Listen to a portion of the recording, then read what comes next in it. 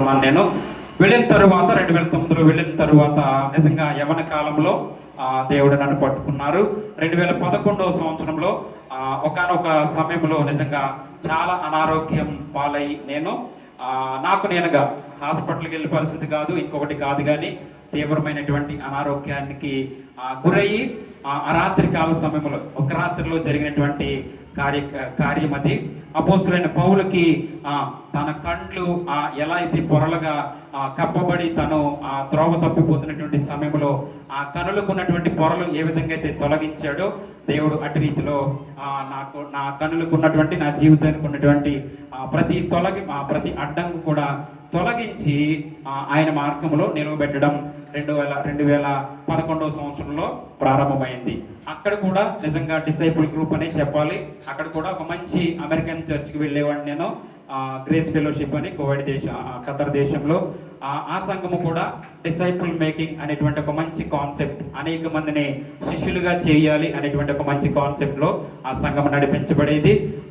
ఆ సంఘంలో చాలా దేవుని మహాకృప బట్టి చక్కటి పరిచర్య చేయడానికి తెలుగు ఈ కమిటీ అంతా కూడా చక్కగా కొనసాగించబడడానికి దేవుడు సహాయం చేశారు. అక్కడే 2011లోనే అక్కడ ఉన్నటువంటి నాకు వాక్యం నేర్పించినటువంటి సహోదరులుగా ఉండేవారు. వాక్యాన్ని చాలా క్షుణ్ణంగా పరిశీలించేవాళ్ళం. మాకు ఇక్కడ ఉదయాన్ని ఏ విధంగా జరిగేదో అక్కడ కూడా అటువంటి బైబిల్ స్టడీ జరిగేది. ఖతర్ దేశంలోనే ఇంచుమించుగా 4 సంవత్సరాలు నేను వాక్యం నేర్చుకోవడానికి దేవుడు సహాయం చేశారు. అక్కడ నిజంగా చాలా బలమైన పరిచర్య చేసాం. ఉదయం 5 గంటలకు లేచి 20 మంది ఉన్నా 30 మంది ఉన్న వారికి చక్కటి బ్రేక్ఫాస్ట్ రెడీ చేయడము, దోశలు వేయడము, దేవుని పని చేయడానికి ఎంతో ఆసక్తి చూపించేవాడిని.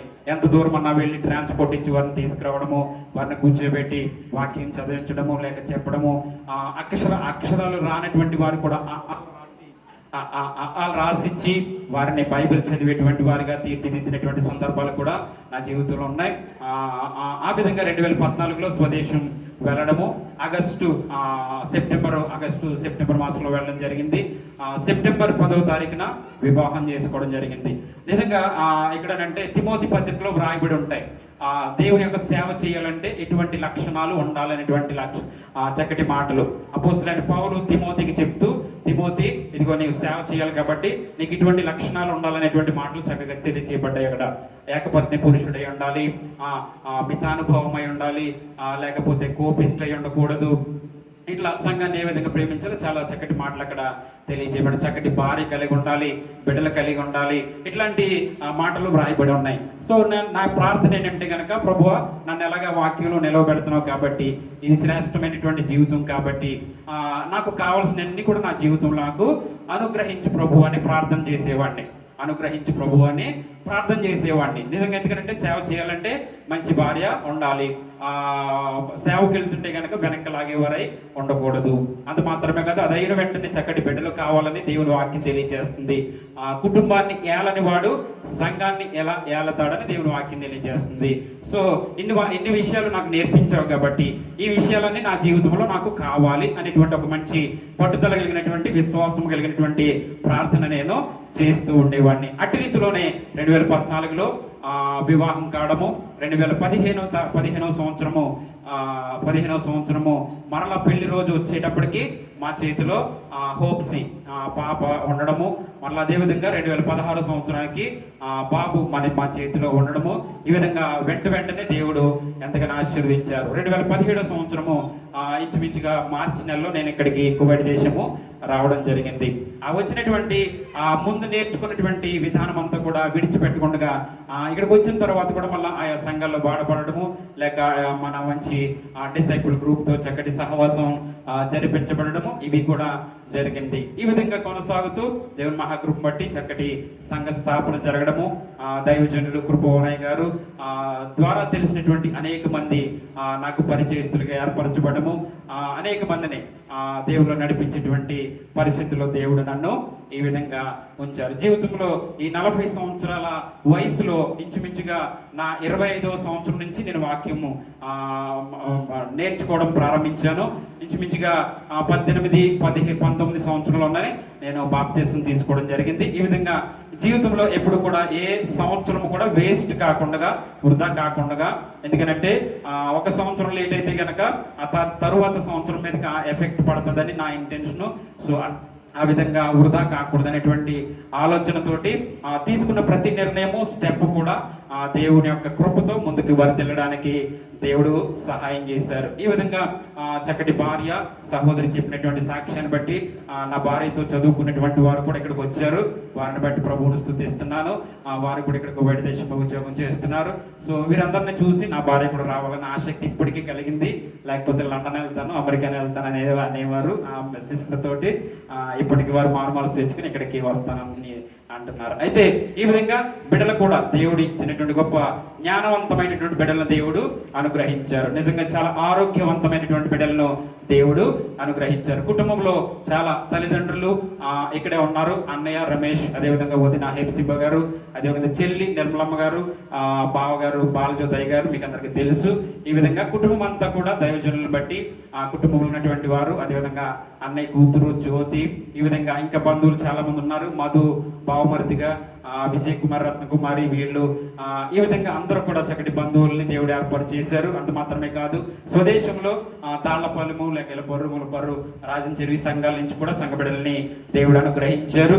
ఈ విధంగా ఇటు సంఘాలని కలుపుకుంటూ ఇటు బంధువుల్ని కలుపుకుంటూ ముందుకు వెళ్ళడానికి దేవుడు ఎంతగానో సహాయం చేసి ఈ విధమైనటువంటి ఇంత మంచి ఆత్మీయ కుటుంబాన్ని దేవుడు స్థిరపరిచారు. అంత మాత్రమే కాదు, గత నెలలోనే చక్కటి యానివర్సరీ కార్యక్రమం కూడా జరిగింది. ఆ రోజు చక్కగా ఈ ప్రాంగణం అంతా నింపబడి దేవునికి మహిమకరంగా ఆ యొక్క ఆరాధన జరిగింది. కాబట్టి ఈ ప్రయాణం అంతటిని బట్టి దేవుని నామాన్ని మహిమపరుస్తూ ఒక వచనాన్ని చూపించి నేను వాక్యంలో ముందుకు వెళతాను, సాక్షుల ముందుకు వెళతాను. అపోస్తుల కార్యాలు 7వ అధ్యాయము 22, 23 వచనాలు ఒకసారి చదువుతాం. అపోస్తుల కార్యాలు 7వ అధ్యాయము 22, 23 వచనాలు. 40 సంవత్సరాలు ఇంత ప్రత్యేకంగా చేయడానికి గల కారణం పరిశుద్ధ గ్రంథంలో 40 సంవత్సరాలకు ఉన్నటువంటి ఒక ప్రత్యేకత. మోషే అందరూ బైబిల్ తీశారమ్మా. అపోస్తుల కార్యాలు 7వ అధ్యాయము 22, 23 వచనాలు అందరూ చూస్తున్నారు కదా. మోషే ఐగుప్తీయుల సకల విద్యలను అభ్యసించి మాటల యందును కార్యముల యందును ప్రవీణుడై ఉండెను. అతనికి 40 ఏండ్లు నిండ వచ్చినప్పుడు ఇశ్రాయేలీలైన సహోదరులను చూడవలెనన్న బుద్ధి పుట్టెను. 40 సంవత్సరాలు వచ్చిన తర్వాత ఆయనకు సంపూర్ణమైనటువంటి జ్ఞానము, విద్య, సకల విద్యలు, అంత మాత్రమే కాదు, ఇక తన సహోదరులను చూడాలనేటువంటి ఒక ఆశ కలిగినట్టుగా మనం అక్కడ చూడగలుగుతున్నాం. అటువంటి ఈ 40 సంవత్సరాల ఈ వయసులో ఇవన్నీ ఆలోచిస్తూ సమాజంలో మంచి పేరు తెచ్చుకోవాలంటే ఏ విధంగా ఉండాలి, ఆ వాక్యాన్ని ఏ విధంగా పఠించాలి, అంత మాత్రమే కాదు వాక్యపు ప్రత్యక్షతలోకి దేవుడు నన్ను నడిపించినట్లుగా దేవుడు ఎంతగానో సహాయం చేశారు. అంత మాత్రమే కాదు, ఇందాక ఇర్మియా గురించి చదివినట్లుగా విలాప వాక్యాలు లేక ఎంతో కన్నీటి ప్రవక్త అని చెప్తారు. ఎవరిని? ఇర్మియాని. ఎందుకనంటే కనుక తను ఎదుర్కొన్నటువంటి కష్టాలు అటువంటివి. ప్రజలకు వాక్యం బోధిస్తుంటే ప్రజలే వచ్చి కొట్టేవారు, తిట్టేవారు, దూషించేవారు, అనేక పరిస్థితులు వారి జీవితంలో జరిగినాయి. నిజంగా కూడా ఈ 40 సంవత్సరాల పరిస్థితుల్లో అనేక ఇరుకులు, ఇబ్బందులు ఎదుర్కొన్నటువంటి వాడిని, నిజంగా ఆర్థిక పరిస్థితుల్లో ఎంతో వెనకంజ ఉన్నటువంటి వాడిని వాటన్నిటి నుంచి దాటించి దేవుడి రోజున ఈ విధంగా నిలవబెట్టారు. మీ అందరి కళ్ళ ముందు ఒక ప్రత్యక్ష సాక్ష్యము, లేకపోతే ఒక దేవుడు ఏర్పాటు చేస్తే సహోదరు చెప్పినట్టు ఒక ఏ విధంగానటువంటి మనిషినైనా ఒక ఉన్నత స్థితిలో నిలవబెట్టగలడు దేవుడు అనడానికి ఒక నిదర్శనం అనేటువంటి చక్కటి సాక్ష్యాన్ని తెలియజేశారు.